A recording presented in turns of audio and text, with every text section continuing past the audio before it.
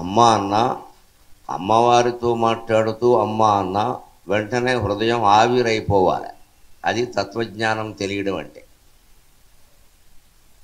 అమ్మయ్యటంచు పలకగానే ఆవిరి అయిచను నీ హృదంతరంబు. ఇక మనస్సులో ఏ రకమైన రాగద్వేషాలు, కోరికలు, ఆశలు ఉండకూడదు. ఇవన్నీ ఉండడం వల్లే మనకు మనశ్శాంతి లేదు. భగవద్ దర్శనాలు, మోక్షాలు పక్కనట్టే అవి మనకు అర్థమయ్యే విషయాలకు ముందు మనశ్శాంతి ఉండాలి కదా, అది లేదు.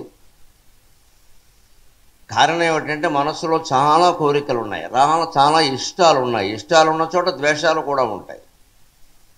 రాగద్వేషాలు పనికిరావు అంటారు, ద్వేషం పనికిరాదంటే అందరూ ఒప్పుకుంటారు. రాగం కూడా పనికిరాదు. రాగం అంటే సంగీతంలో రాగం కాదు, ఆనంద భైరవి, బెళహరి, బేగడా కాదు. రాగం అంటే ఇష్టం.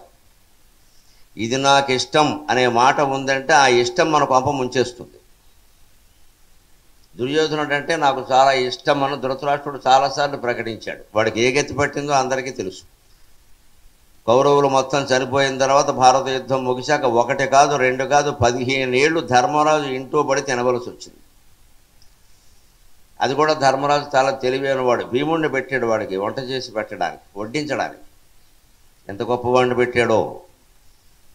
ఈయన అస్తమానం వడ్డిస్తూ అక్కడ కూర్చుని పులుసేసుకో పెదనాన్న, పులుసేసుకో పెదనాన్న, గుమ్మడికాయ మొక్కలు ఉన్నాయి, ఆనపకాయ మొక్కలు ఉన్నాయి, చిలకడ దుంపలు ఉన్నాయి, పులుసేసుకో పెదనాన్న, పులుసేసుకో పెదనాన్న అని పులుసు వేసాక 100 మంది పోయినా బతుకున్నావయ్యా, గుండెంటే నీది అనేవాడు. ఇక పులుసు తినాలా మానేయాలా? అది ధర్మరాజు యొక్క లౌక్యం. ఆయన ఎవరిని చంపడం. ధర్మరాజు యుద్ధానికి వ్యతిరేకం, కానీ జీవితాంతం చచ్చేలా చేస్తాడు. అర్జునుడు, భీముడు వీళ్ళు గుద్దేస్తారు, బాణాలు వేస్తారు, కానీ వీళ్ళందరినీ మించిన యోధుడు ఎవరంటే ధర్మరాజు. అందుకే ఆయనకి యుధిష్ఠిరుడు అని పేరు. యుద్ధంలో స్థిరంగా ఉండేవాడు వాడు ఒక్కడే. స్థిరంగా ఉండమంటే పారిపోకుండా ఉండడం కాదు, పారిపోయాడు, చాలాసార్లు పారిపోయాడు, అది వేరే విషయం. కానీ ఎవరిని ఎలా శత్రువుని జీవితాంతం కుళ్ళిపోయేలా ఎలా చేయాలో ధర్మరాజుకు తెలిసినట్టుగా ఆవిడకి తెలియదు. అందుకే చిలకమర్తి లక్ష్మీ నరసింహం గారు గయోపాఖ్యానంలో శ్రీకృష్ణుడి చేత ఓ మాట అనిపిస్తారు. ధర్మరాజుని కాస్త నిందిస్తూ, పేరు ధర్మరాజు పెను వేప విత్తయ అంటారు. పేరు ధర్మరాజే కానీ వేప చెట్టు విత్తనం అంటాడు. నిజంగా శత్రువులను సాధించే విధానం అదే. పొరపాటున వాడిని చంపేసామనుకోండి, ఏమవుతుంది? వాడు పైకి పోతాడు, మనం లోపల పోయాం, మనమే కానీ ఇబ్బంది పడ్డాం, వాడు సుఖపడ్డాడు. అది కాదు శత్రువును సాధించే విధానం. జీవితాంతం కుళ్ళిపోయేలా చేయాలి, బతుకుండాలి, మన ఎదురుగానే ఉండాలి, రోజు మనకి చేసిన ద్రోహం తలుచుకోవాలి. ఇందువల్ల కదా ఇది వచ్చింది, అది తెలివి. అందుకని 15 ఏళ్ళు ఇంట్లో పెట్టుకుని ఆయన చెప్పిన దాన ధర్మాలన్నీ చేసి ఏం చెబితే అది చేశాడు. మళ్ళీ ఎవడి పేరు మీద ఏం చేయమంటే అది చేశాడు. అందుకే తెలుగులో సామెత, పాండవుల సంపాదన అంతా కౌరవులు తద్దినానికి సరిపోయింది. మరి 1 2 100 మంది ఉన్నారు, పైగా అల్లుడు ఒకడు, సైంధవుడు 101. వీళ్ళందరికీ తద్దినం రోజున చేసే షోడశ మహాదానాలకి ధర్మరాజు ఆస్తి అంతా కరిగిపోయింది. మొత్తం 32 ఏళ్ళు పరిపాలించాడు. 32 ఏళ్ళు ఇదే బడ్జెట్. ఇక వేరే అన్నీ ఇప్పుడు ఏదో ఉచిత పథకాలు అంటే అప్పుడు మొత్తమే ఉచితం, బడ్జెట్టే ఉచితం, అన్నీ దానాలే, ఇంకేం లేవు. అంత పడినా పడ్డాడు. కానీ ధృతరాష్ట్రుడిని ఒక్క మాట అనలేదు. భీముడిని అక్కడ పెట్టాడు, మొత్తం వాడే అంటాడు ఈయన అనక్కది. అది శత్రువుని సాధించే విధానం. అందుకని నేర్చుకోవాలి. అది ఎందుకు ధృతరాష్ట్రుడు నాకు ఒక దుర్యోధనుడి మీద ఇష్టం అనడం వల్ల వచ్చింది. అలాగే కర్ణుడు నిన్న చెప్పుకున్నాం మనం, ఎంత మంచివాడైనా సరే నాకు దుర్యోధనుడు అంటే చాలా ఇష్టం, ఆయన మాటగా నేను ఎదురు చెప్పలేను అన్నవాడు జీవితం మొత్తం భ్రష్టు పట్టేసింది. పంచపాండవుల్లో ఒకడుగా ఉండి మొదటి పాండవుడై ఉండి పట్టాభిషేకానికి కూడా అర్హుడైనటువంటి కర్ణుడు దుష్ట చతుష్టయంలో చేరిపోయాడు. చరిత్ర విధించిన శిక్ష. దుర్యోధనుడితోనూ దుశ్శాసనుడితోనూ శకునితోనూ కర్ణుడిని పోల్చడమా? ఏం చేస్తాము, కర్మ. వాడు చేసుకున్నదే ఎవరేం చేయలేదు, దాన్ని పనికెట్టుకుని. అంచేత నిన్న చెప్పుకున్నామే, దాన్ని కొనసాగించుకుందాం. గుణాభివృద్ధి వర్ధంతే దోష జయప్రదాక దోషాభివృద్ధి వర్ధంతే దోష గుణ వినాశనాక. నీలో ఉన్న 2-3 సద్గుణాలని నువ్వు వృద్ధి పొందింపజేసుకోదలుచుకుంటే చేసుకోవచ్చు హాయిగా, అది నీ చేతుల్లో ఉంది. ఎంత దుర్మార్గుల్లోనైనా 2-3 సద్గుణాలు ఉండవండి?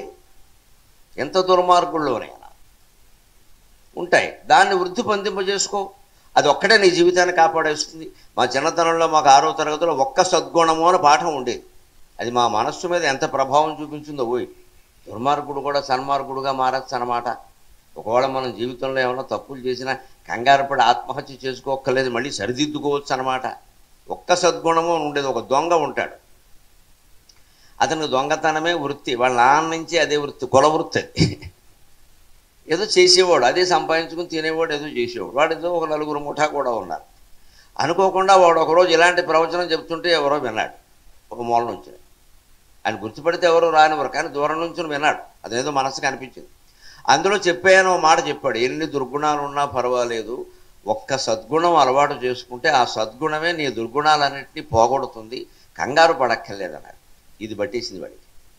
నన్ను దొంగని, నాకు అన్ని దుర్గుణాలు, ఎవరు ఇంట్లో దొంగతనం చేద్దాం, అమావాస్య ఎప్పుడు వస్తుందని చూస్తాం.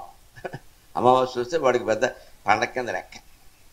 వాళ్ళ ఆఫీస్ వర్కింగ్ డే అంతా అమావాస్య, అందుకని చూస్తాం నేను ఎలా బాగుపడతాను, ఈ ఒక సద్గుణం అలవాటు చేసుకోమన్నాడు అని. ఆ తర్వాత ఆ గురువు గారిని కలిసి, నేను ఏ సద్గుణం అలవాటు చేసుకుంటే బాగుంటుందో చెప్పండి, నా పరిస్థితి ఇది అని చెప్పేశాను. ఫోన్లే, నువ్వు దొంగతనం వచ్చి ఏం మానకు, మా ఆశ్రమంలోకి రాకు, మిగిలినవన్నీ నీ ఇష్టం. వచ్చినా అక్కడ ఏముంటాయి, గోచిగుడ్లు ఉంటాయి, ఇబ్బంది లేదు, అందుకని నువ్వు ఇక్కడికి రాకు, మిగిలినవి నీ ఇష్టం, కానీ ఒక్క పని చేయి, అబద్ధం ఆడకండి. దొరికిపోతే ఒప్పేసుకో, ఉరిశిక్ష అయినా సిద్ధపడుకో, అబద్ధం ఆడకో అన్నాడు. సరేనండి అన్నాడు. వాడు తర్వాత ఎప్పుడో 10-15 రోజులు పోయాక తన ముఠాతో సహా రాజుగారి మందిరంలో దొంగతనం చేశాడు. చాలా నేర్పున్నవాడు, శుభ్రంగా పడగదిలోకి వెళ్ళిపోయాడు. ఎక్కడ రత్నాలు, మాణిక్యాలు, కోశాగారం కూడా ఎక్కడుందో తెలుసు చూశాడు. ఒక పెద్ద పెట్టిలో ఉన్నాయి, 5 మణులు ఉన్నాయి. చూశాడు, వీళ్ళు నలుగురే ఉన్నారు, పంచుకోవడం కష్టం. రూపాయలు అయితే పంచుకోవచ్చు, మణులు అవి పగలగొట్టి ఎలా పంచుకుంటావు? 5 మణులు ఉన్నాయి, 5 తీసుకెడితే మేము నలుగురమే కదా, నలుగురు 4 తీసుకుంటాం, 5వది ఏం చేస్తాం, దెబ్బలాట అవుతాం, 5వది వదిలేసాడు, 4 పట్టుకెళ్ళి. తర్వాత పొద్దున్నే మంత్రి గారు వచ్చాడు, అవన్నీ చూసుకుంటూ ఉంటే దొంగతనం జరిగిందని చెప్పారు. మంత్రి గారు ముందే చూశాడు, అక్కడ కోశాగారంలో 5 మణులు ఉండాలి, ఒకటే ఉంది, 4 లేవు, ఒకటి ఏం జేబులో వేశాడు. మరి మంత్రి కదా, జేబులో వేశాడు. వేసిన తర్వాత రాజుగారి దగ్గరికి వెళ్ళి 5 మణులు పోయాయి. మొత్తం మీద వాడి మీద పోతుంది కదా, మనకెందుకు మళ్ళీను. తర్వాత రాజుగారు మొత్తం వాడిని పిలిపించి విచారణ చేస్తే, నేను 4 తీసుకున్నాను, మీరు ఉరిశిక్ష చేసినా మంచిది, 5వది నేను తీయలేదు, నాకు తెలియదు, నువ్వు అబద్ధం ఆడుతున్నావు. అయితే 5 అబద్ధం ఆడేవాడిని కదా అన్నాడు అతను. అబద్ధం ఆడితే 5 అనేవాడిని కదా, నేను చెప్తున్నాను కదా 4 తీసుకున్నాను, ఎందుకంటే మేము 4 ఉన్నాం ఇక్కడ, కొత్తవాడు చేరుతానని ఇంకా చేరలేదు, అమావాస్య కదా, ముహూర్తం చూసుకుని చేరతాడు, చేరితే 5. మా పద్ధతి మేము చెబుతున్నాం, నేను అబద్ధం ఆడినాం, దొంగతనం చేస్తే చేయొచ్చు కాక, నేను 4 తీసాం, 5వది ఎవరు తీశారో మీరు చూసుకోండి. వెంటనే రాజుగారు మంత్రిని పిలిపించి ఎంక్వైరీ చేయించి, ఇంకోటి చేత విచారణ చేయించి, ఈ మంత్రిని తెప్పించి వాడినే మంత్రిని చేశాడు. నువ్వే ఉండరా అబ్బాయి సుఖరంగా, నీకు ఆర్థిక శాఖ అప్పగిస్తున్నాను, మొత్తం దొంగలను పట్టుకోవాలి. దొంగ మంత్రి అయ్యాడు. మంత్రి దొంగ అవడం కంటే దొంగ మంత్రి అవడం మంచిదే కదా.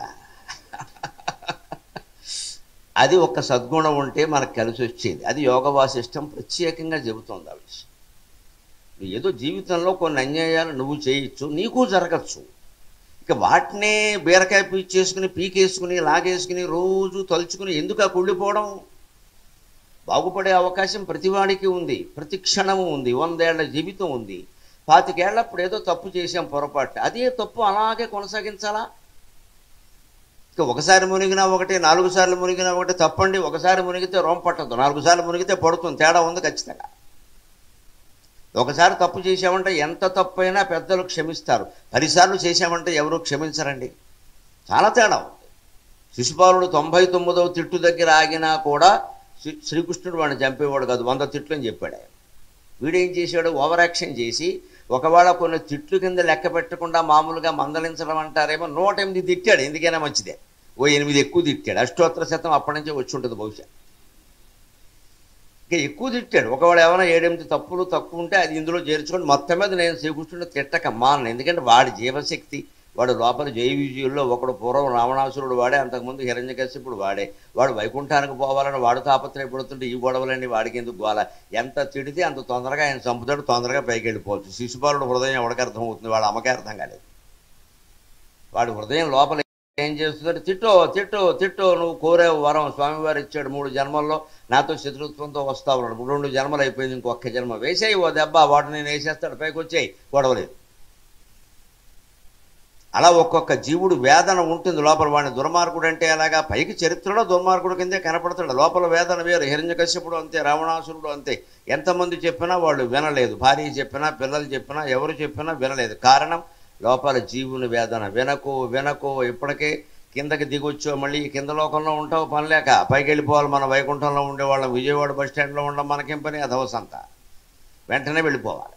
అంటే నువ్వు ఈ పని చేయాలి తప్పదు అని లోపల ఈ ఆవేదన ఉంటుంది. అది మనిషి చేత పని చేయిస్తుంది, మనకి తెలియదు. అంత మాత్రం చేత వాళ్ళందరినీ మంచివాళ్ళు అనమని అర్థం కాదు, కానీ అర్థం చేసుకుంటే మనలో ఉండే దోషాలు మనం పోగొట్టుకోవచ్చు. శిశుబారుల్లో 100 తిట్టు తిట్టడం మనకేం పని, ఎక్కడో ఒక చోట తెలుసుకోవాలి కదా.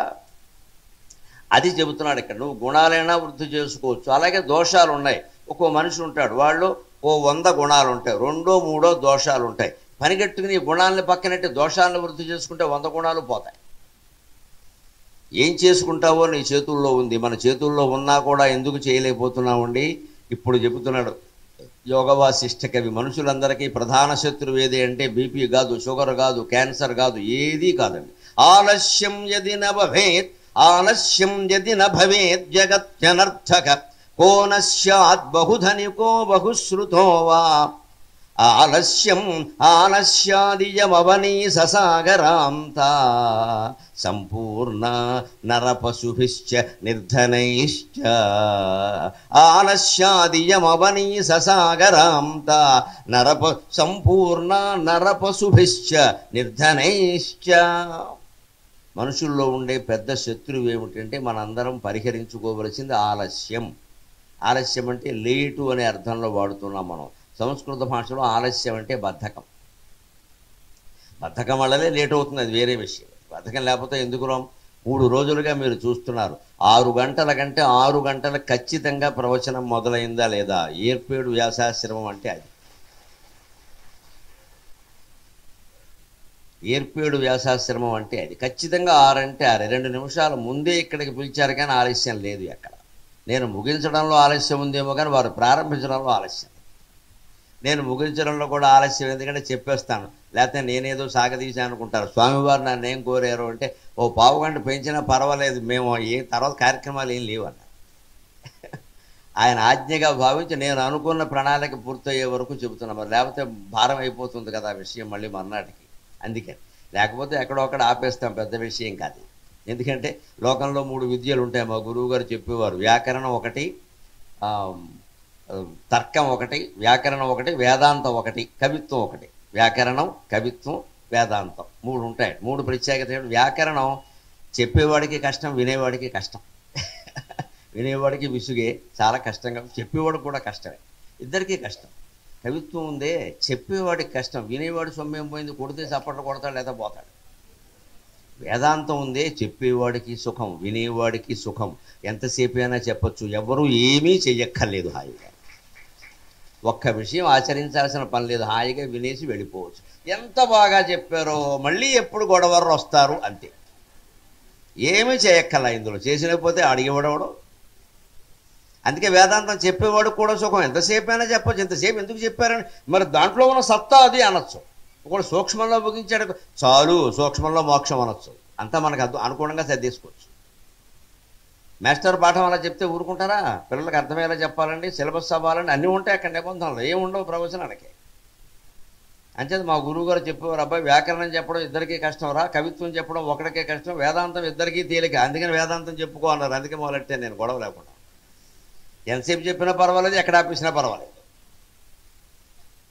కానీ దాన్ని గంభీరంగా మనం ఎందుకు తీసుకోలేకపోతున్నామో ఇక్కడ చెబుతున్నాడు. ఆలస్యం యది న భవేత్ జగత్యనర్థక. బద్ధకం అనేది ఒకటి, అనర్థదాయకమైన బద్ధకం అనేది ఒకటి ఈ జగత్తులో లేకపోతే కో నశ్యాత్ బహుధనికో, లోకంలో ధనవంతుడు కానివాడు ఉండడండి. బద్ధకం వల్లే చాలామంది సంపాదించలేకపోతున్నారు. పేదరికం వల్ల ఏదో పూర్వం నుంచి వచ్చేసింది మేము సంపాదించిన అనద్దండి. ఇవాళ కూర్చోబెట్టి ఉచిత పథకాల ద్వారా డబ్బులు ఇస్తుంటే మరింత బద్ధకస్తులు తయారవుతున్నారా లేదా? ఇక్కడ ఈ మాట ఉద్యోగం చేస్తారా? 2 రాష్ట్రాల్లో కూడా నాకేం మొహమాటం లేదు చెప్పడానికి. ఉచిత పథకాలు మొత్తం రద్దు చేసి ఉపాధి కల్పన చేసినప్పుడే బాగుంటుంది దేశం ఎప్పుడైనా. ఆ ఇచ్చే 10,000 జీతం కింద ఇమ్మనండి, పని చేయించమనండి కూర్చోబెట్టి ఇక్కడ. పైగా కలియుగంలో ఎప్పుడు ఏది ఎవరికి ఉచితంగా ఇవ్వకూడదు, ధర్మశాస్త్రం చెప్పిన మాట. అభిగమ్య కృతే దానం తేతా స్వాహూయదీయతే ద్వాపరే యాచమానాయ కలౌ సేవయా దీయతే కలౌ. ఏ లోకంలో ఏ గుణ ఏ సమయంలో ఎలా ఉండాలో అలాగే ఉండాలి. ఎప్పుడూ ఒకటే ధర్మం ఉండదు. పరిస్థితులను బట్టి ధర్మం మారుతుంది. ఎప్పటికీ మారనది సత్యం, ఎప్పటికప్పుడు మారిపోయేది ధర్మం. ఏది ధర్మమో మనం గ్రహించుకోవాలి. పరిస్థితులను బట్టి ఉంటుంది ధర్మం అనేది. సత్యం అలా ఉండదు. సత్యం ఎప్పుడూ ఒకటే. సూర్యుడు తూర్పును ఉదయిస్తాడనేది సత్యం. ఇవాళ ఎండ కాస్తుందా వాన కురుస్తుందా అనేది ధర్మం చెప్పలేం మనం. ఎండ కాస్తే గొడుగేసుకో, వాన కాసి కురిసినా గొడుగేసుకో.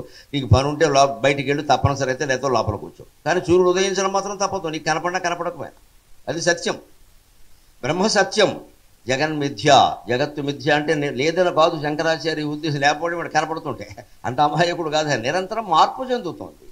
ఆల్వేస్ ఇప్పుడు చేంజింగ్. ఎప్పుడు మారిపోతుంటే ఉందనే ఏది ఉందంటావు నువ్వు? ఇక్కడ ఏది ఉంది? 5 నిమిషాలు 10 పావుగంట అయింది మనం మొదలుపెట్టి. అంతకుముందు పరిస్థితి ఇప్పుడు లేదండి. ఇందాక మనం చెప్పుకున్న పద్యం అర్థం ఇప్పుడున్నా అయిపోయినాయి. ఇప్పుడు ఇంకోటి వచ్చింది. ఇప్పుడు ఇంక తర్వాత ఇంకోటి వస్తుంది. ఓ మాట్లాడుతుంటే చెమట పట్టదు. ఓ పావుగంట మాట్లాడాక చెమట పడుతుంది. పరిస్థితి మారింది. ఎప్పుడూ పరిస్థితులు మారుతాయి. ఈ మారుతున్న ప్రపంచం కాబట్టి దీన్ని మిథ్య అన్నారు. నిరంతరం మారిపోతుంది. ఎక్కడ ఉందని చెబుతావు దీన్ని?